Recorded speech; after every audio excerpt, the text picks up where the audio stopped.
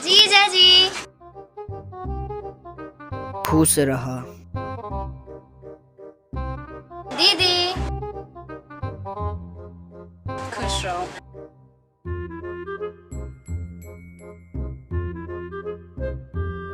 जाओ साली कुर्सी लिया के बैठ जा।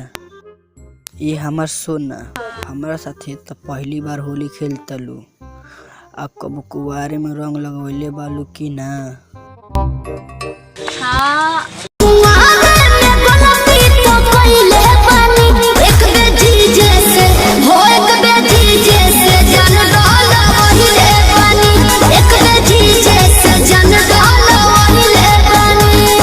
एक बार अपने जीजा से रंग लगवाइले रहनी। हम कहीं के वोरियो से डलवैले बालू। अरे भैया भौजी लग रहा है चले घूम फिल्म तो लगा लो साली साइड पे बढ़िया से लगा लो। खुश रहो।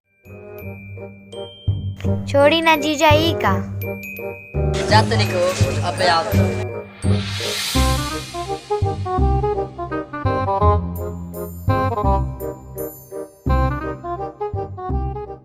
डार्लिंग कहिया होई हमनी के मिलनवा मिलनवा बिनु पाया तरसे हो।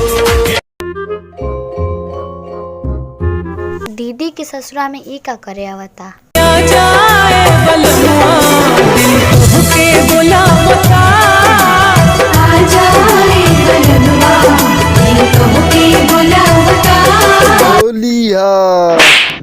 रुका अबे जीजा से बतावा तानी।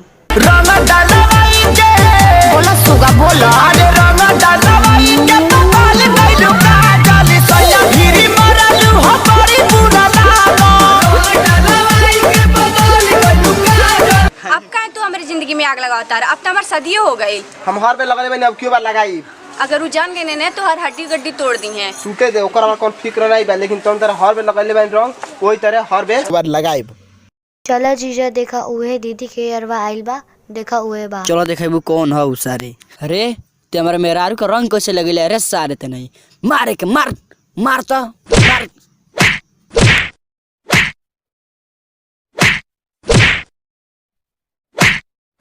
सरू आज के बाद अगर हमारे गली में कोई लोग गला तो टंगरी काट के फेंक दे सारे मर जीवो धरे।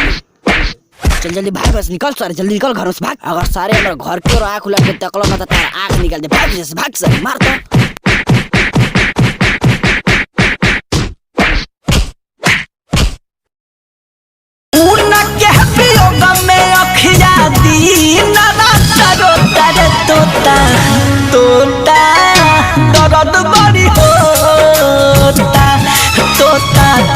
अगुआ में छोड़ के जाता रुकियाबा के प्यार पावे हो।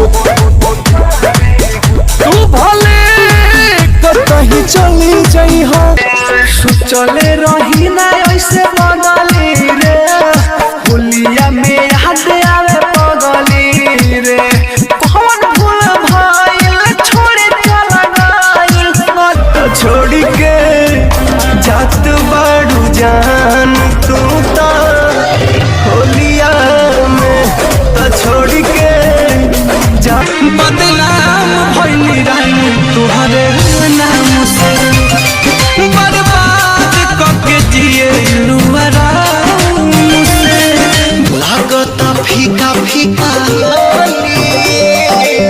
चल गइलू चढ़ के तू